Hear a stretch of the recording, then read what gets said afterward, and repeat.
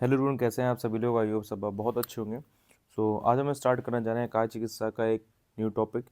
और हम यहाँ पर मेनली जो क्वेश्चन एग्ज़ाम में आता है, ठीक है, वही चीज़ हम मेनली यहाँ पर पढ़ेंगे, क्योंकि आपने ऑलरेडी सेकेंड ईयर में जो डिसीज़ है उनके बारे में पढ़ लिया है। बट एक हम छोटा सा ओवरव्यू लेकर चलेंगे डिजीज़ के बारे में, ताकि आपको चीज़ें याद हो जाए। ठीक है, सबसे पहले हम स्टार्ट करने जा रहे हैं टॉपिक जो हमारा अग्निमांद है।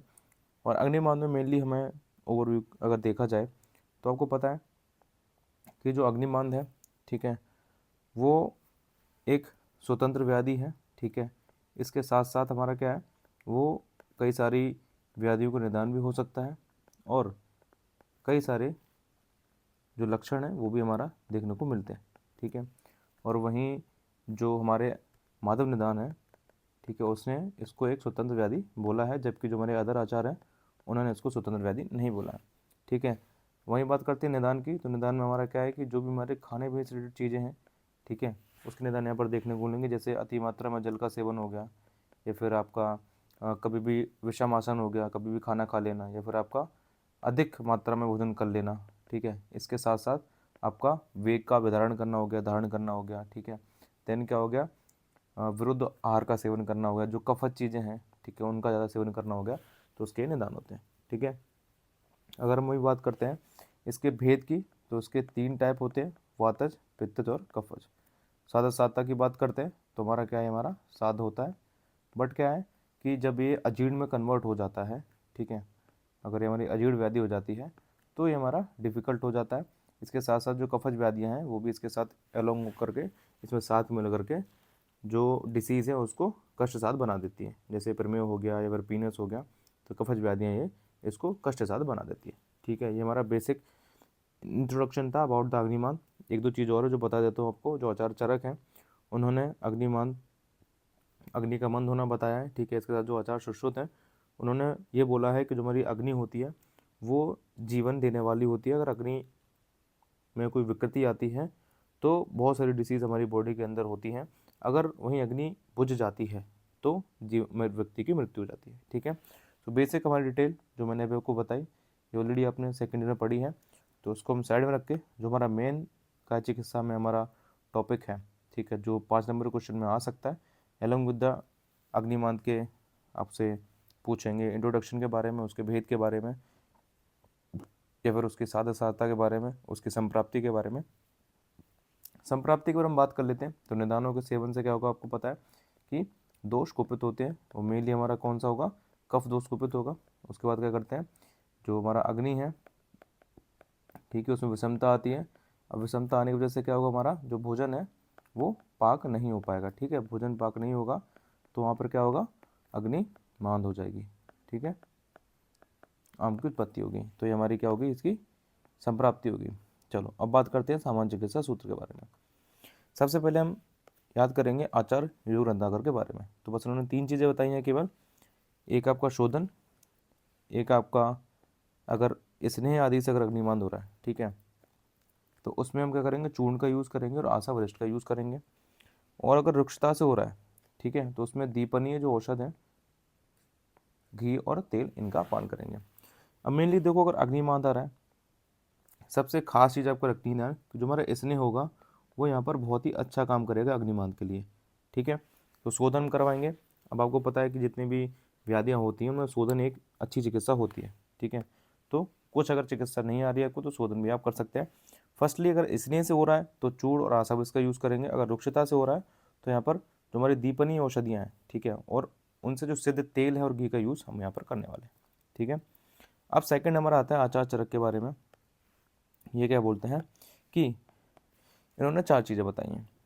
अगर उदावर्त जन से हो रहा है, मीन्स अगर हमारी जो वायु की गति है आपको पता है, ठीक है, एक प्राकृतिक होती है, अगर वो अपोजिट डायरेक्शन में हो रही है तो वहाँ पर, यानी कि अगर नीचे से ऊपर की तरफ गति जा रही है वायु की, तो वहाँ पर हम क्या करेंगे, निरुबस्ती और अनुवासन बस्ती करवाएंगे। अब बस्ती को करवाएंगे क्योंकि यहाँ पर वात की दुस्ती हो रही है। ठीक है, तो सिंपल सी चीज़ है। अगर वहीं हमारे बॉडी के अंदर दोष अधिक बढ़ गए, तो अधिक बढ़ गए तो करेंगे, ओबस की बात है, शोधन करेंगे। अगर ये किसी व्याधि से उत्पन्न हो रही है, ठीक है, किसी और डिसीज से अगर उत्पन्न हो रही है तो क्या करेंगे, हम घी का सेवन वहाँ पर उसको करवाएंगे।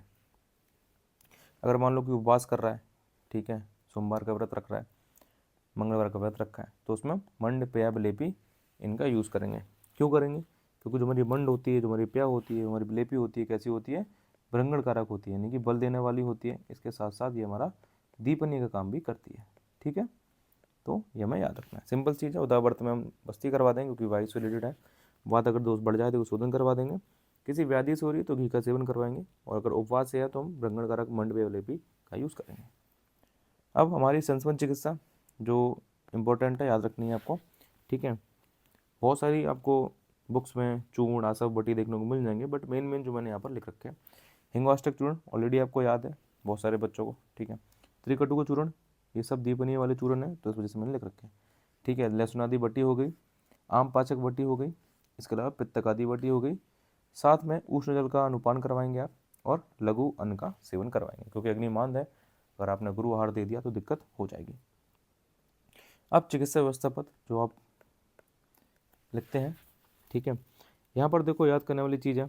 अगर मैं बोलूँ तो एक तरीके से याद करना पड़ेगा आपको। ठीक है, इसकी जो डोजेज़ हैं, ये मेनली डोजेज़ का ही खेल होता है पूरा। तो अगर आप इसको याद कर सकते हैं अच्छी बात है, नहीं तो आप डेली इनको पढ़ें। ठीक, एक बार में याद नहीं होने की, मुझे पता है, पर डेली आप इनको याद करेंगे तो याद हो जाएगा। सबसे पहले निदान परिवर्तन करवाएंगे आप, ये तो सबको पता है। सेकंड आता है आपका पित्तकादि बटी। ठीक है, कितनी? 500 mg सुबह शाम। ठीक है, चूसने के लिए देंगे। जैसे आप जो हींग बटी आती है चूसने के लिए, तो ऐसे बता दो पित्तकादि बटी, क्योंकि पित्त को डायरेक्ट कोलेट किया गया अग्नि से। ठीक है, वहीं आपका हिंगवाष्टक चूर्ण, ठीक है, सब लोग खाते हैं। ठीक है, 3 ग्राम देंगे सुबह शाम। किसके साथ देंगे? ये बहुत इंपॉर्टेंट है। ठीक है, जम्बीरी नींबू सरस के साथ इसको देंगे। यहाँ पर जो भी चीज़ यूज़ हो रही है वो सब हमारी कैसे होती है? अग्नि को बढ़ाने वाली है। ठीक है, पंचकोल आसन। अब आपको पता है पंचकोल के अंदर, जो भी ये वीडियो देख रहे हैं, आप मुझे बताएंगे पंचकोल के अंदर क्या क्या कंटेंट होते हैं। ठीक है, नीचे कमेंट करके ज़रूर बताइएगा अगर आप ये वीडियो देख रहे हैं। ठीक है, तो प्लीज़ नीचे कमेंट करके बताएं कि पंचकोल में कौन कौन से कंटेंट होते हैं। ठीक है, 40 ml देंगे। ठीक है, BD यानी कि सुबह शाम, आफ्टर फूड वाटर के साथ। ठीक है, टोटल देखिए 40 ml यानी कि 20 ml आपको सुबह देना है, 20 ml आपको शाम को देना है। इसके बाद आपका एरंड तेल। ठीक है, एरंड का तेल देंगे।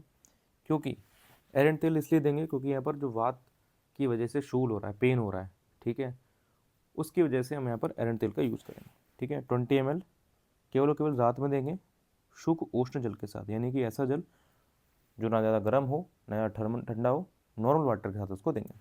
इसके साथ साथ लघु और हमारा जो पथ्यकर आहार है उसका सेवन करवाएंगे। क्यों? क्योंकि हमारी अग्नि बहुत कम है, तो ऐसा खाना हो जल्दी पच जाए, जो बॉडी के लिए अच्छा हो, उसका हम सेवन करवाएंगे। ठीक है, तो यहाँ पर हमारे पूरा ऑल अबाउट था अग्निमांद के बारे में। वीडियो अगर आपको अच्छी लगी हो तो प्लीज़ लाइक करें, शेयर करें, और अपने दोस्तों के साथ पढ़ें, और सब्सक्राइब जरूर कर लें। और हमारा ऐप है BMS मेडिको नाम से, लिंक आपको नीचे डिस्क्रिप्शन में मिल जाएगा, आप वहाँ जाकर लेक्चर जो है देख सकते हैं। ठीक है, बाकी का वीडियो टेलीग्राम वगैरह सब मैंने डिस्क्रिप्शन में दे रखा है, नोट्स वगैरह के लिए आप कॉन्टेक्ट कर सकते हैं 8532059749 पर। बाकी मिलते हैं नेक्स्ट वीडियो में, तब तक के लिए बाय बाय, टेक केयर।